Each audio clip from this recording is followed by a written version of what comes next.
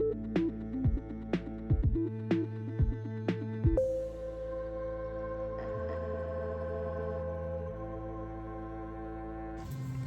guys, welcome back to releasethecraftin. Soul here with a little tarot adventure for you guys. If you have seen my community post, thank you YouTube for sharing it to somebody. I have spent the last week collaborating with Joy at Witch Mooncraft. She's Witch Mooncraft on Instagram, and she's also on YouTube, but there's only like ASMR content, so she's Witch Mooncraft ASMR. And she's here, but go to Instagram because she's mostly there. I'm trying to get her to come over here to YouTube land a little bit more, but no pressure. But do it, Joy, but no pressure. But she's mostly on Instagram, so if you want to see content from her, she's an amazing witch, a really cool, blah, blah, blah words, a really cool friend.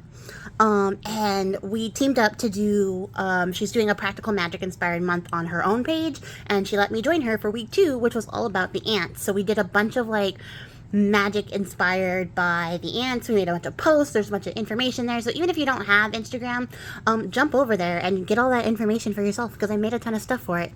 And there's some really cool, really fun things there, especially if you are a fan of practical magic like I am, and you just need a little bit more in your daily life. Like, there's just a lot of fun stuff to tie you back and bring out that nostalgia and all the good vibes. It was a really fun week, and to end off the week, we did some tarot spreads. We did 2. This is my first video. I was supposed to do it yesterday and upload it yesterday, which would have been Friday, but I didn't feel well, so I didn't do it. But today I feel much better, so we're going to do it today, and then we're going to try to do the next one afterwards. Not gonna lie though, I may have also been like, I don't need to do it today because I don't feel well, but I don't want to get dragged, because there's just this thing when Joy and I put our brains together, we just make painful tarot spreads, and I wasn't prepared to get dragged yesterday when I already wasn't feeling that great, so I put it off. I'm not really that prepared to get dragged today either, so hopefully it won't be too bad. Maybe it'll just be like a mini drag. Ignore my cat making a mess for no reason because I started recording. That's the noise you hear in the background, is her fucking shit up. But like, maybe it'll be a mini drag, maybe it won't be too bad. But I'm excited to share it with you guys because I just had so much fun doing this collaboration, and I think these tarot spreads are a really great way to like just get some personal insight and a lot of fun to do, and they're very personal, and for some reason I just keep sharing them with you guys on this channel because, you know, I need everyone to be about my business, I guess. But we're going to jump into it because I'm now absolutely procrastinating. And so for the first tarot spread that we did, we both found out that we have the same favorite quote from the movie. So it was like a given that we had to do a tarot spread surrounding that quote. And that quote is photographed right here for your viewing pleasures. Is, my darling girl, when are you going to realize that being normal is not necessarily a virtue? It rather denotes a lack of courage. It's one of my favorite quotes. I think about it all the time. I put it on all sorts of my magical shit. I put it on my mundane shit. I love this quote so much. It just reminds me, like, constantly that I don't need to strive to be typical. In a very typical world, especially as like a neurodivergent person, I find it really hard to conform sometimes, and I just continue to remind myself that I don't have to be using this quote. So I was really excited to turn this into a tarot spread until we did it, and then I went, ugh, because again, it's gonna be, everything is painful. The world is pain, so like, of course, but it's gonna be okay. You guys are here with me. We're gonna get through it together. So there were 4 prompts for this one, so we're going to draw 4 cards. I am today using the Book of Shadows Tarot Volume 1. It's actually one of my favorite decks, and I very rarely use it, but it is a very witchy deck. Everything is like themed around the traditional, like, pagan, mostly Wiccan sort of standpoint. Like the pages and the knights and the kings are switched out for Maiden Mother Crone. It has the holidays, the planets, magic-y, witchy things, goddesses, stuff like that. I absolutely love this deck, and I just don't use it that often because I save it for like particularly witchy things, but I can't do practical magic tarot spreads without witchy deck, right? Like, that makes the most sense. And maybe I'll do like a review of this deck at some point, because this is sort of an older deck. It's not super old, but it's older. And I don't think people see it as much anymore, but it's a really cool deck, and I love both parts. I think you've seen me use the first part, probably on Instagram. or the second part. This is the first part on Instagram, because it's easier to read, because it's got like a more modern day sort of approach to the tarot. So it's easier to read to like share. So I tend to do that for sharing things. But this is my witchy deck for witchiness, and we're doing a witchy thing, and I am definitely procrastinating now if I wasn't before. So for the first prompt, we have, my darling girl, what have you been misguided to believe? Ugh. This is the Seven of Fire, and I'm pretty sure that this is Uranus. It's probably my only, like, detraction from this deck is that each card represents something and they don't put down what it is. So I have to remember. But I'm pretty sure this is Uranus. It looks like an old Father Time type of figure. So yes, I'm going to go with Uranus for this. And in that case, as something I've been misguided to believe, when we look at the Seven of Fire, we get, like feelings of like righteous rebellion, that might also be misguided, really impulsive behavior, catastrophic change also comes through.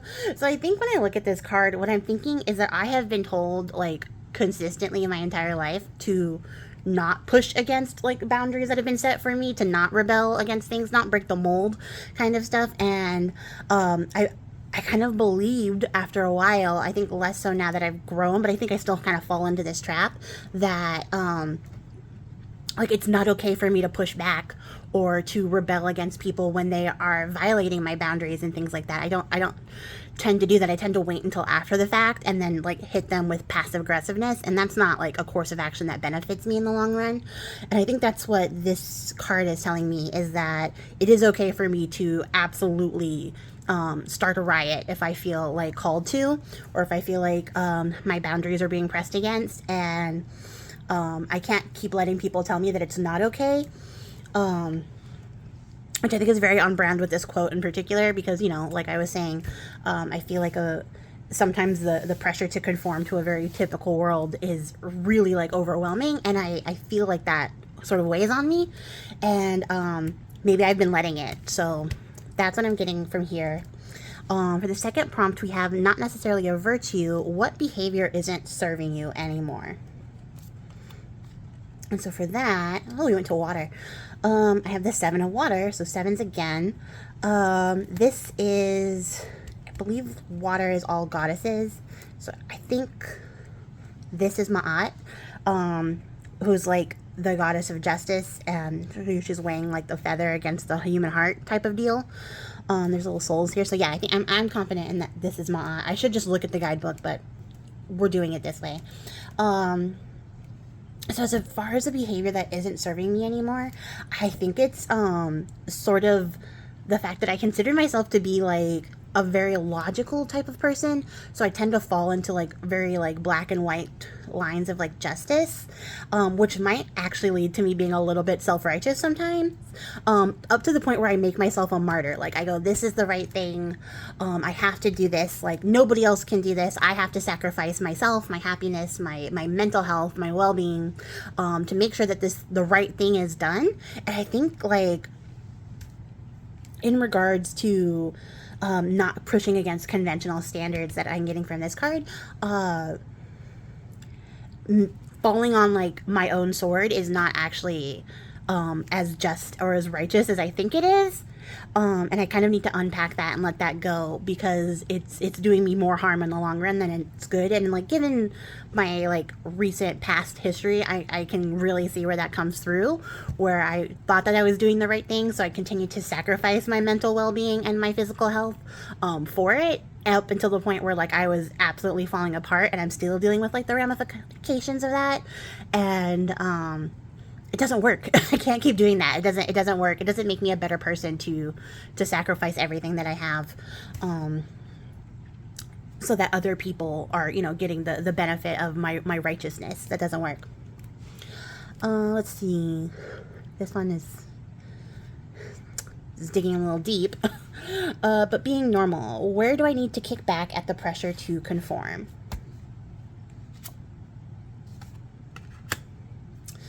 this is the Crone of Water. So we're staying in the emotional element. Crone would be the king card for the water suit. And the Crone of Water is like being held back by the past and bottled up emotions, like regrets and bitterness, just things that are like really weighing on you, and keeping that sort of close to yourself. See, like how she's holding the bottle of water. It's like containing all of the emotions that I was constantly told like is too much. Like your reactions are too much. You're being too much. You're acting like too much. And so I really just bottled all that up and let it like build. And I think where like the past comes in is a lot with like this previous martyrdom, where I really have been choking back all those emotions for a really long time. And I think what I need to do is empty out the bottle, let it go. And, you know, I'll be able to move on when I'm able to release that like energy that I've built up from doing these shenanigans before. When I let that go, I'll be able to sort of bounce back and come through a little bit more healed, because I'm not being weighed down by this burden that I insist on carrying around. I'm just gonna like go cry when this is done, I think, which is probably on brand to what I'm getting from here. So prompt 4 is a lack of courage. Where should I find the courage to be me? And I got the Maiden of Air. And the Maiden is the page representation in this deck. To find the courage to be me, I think here, how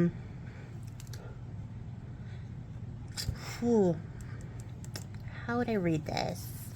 I think taking the pursuit of like knowledge and learning in order to find my own joy, because I find that I really enjoy learning things. If you guys have been following along, I've been doing storycraft, and I really enjoy like getting to look up these stories that I'm like kind of familiar with and stories that I don't even know, so that I can bring that to you guys. And it brings me a lot of joy to do so. And I think basically what this card is telling me is to trust my intuition, stay as spontaneous as I normally am, but continue to use that spontaneity to pursue like things that find me joy, especially in the case of like learning and things that will help me develop as like a whole person. But I do really enjoy the act of learning new things, and I think that this is what this card is telling me, is to continue to do that and pursue it as an act of joy, and not just like a byproduct of what I'm doing in the moment.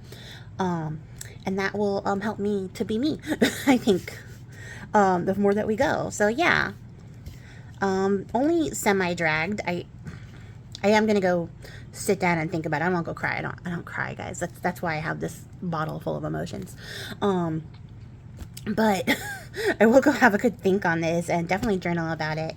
Let me know what you guys think in the comments below. If you do decide to do this spread, definitely tag me or send it to me, message it to me. I would love to know. I'd love to be there with you guys as you go on this little journey, like this little tarot journey with me.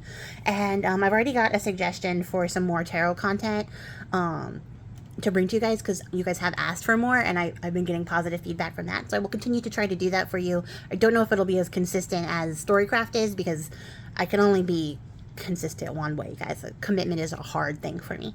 But I'm going to try to continue to bring more tarot stuff to you guys. Definitely, if you try this out for yourself, let me know in the comments below, or in my personal messages. If you don't feel comfortable sharing, it's totally fine. And I will catch you guys in the next one, because I could do both readings back to back, but content creators gotta content create. So catch you guys in the next one. If you made it to the end of the video, I appreciate your faces. And until then, happy crafting. Bye.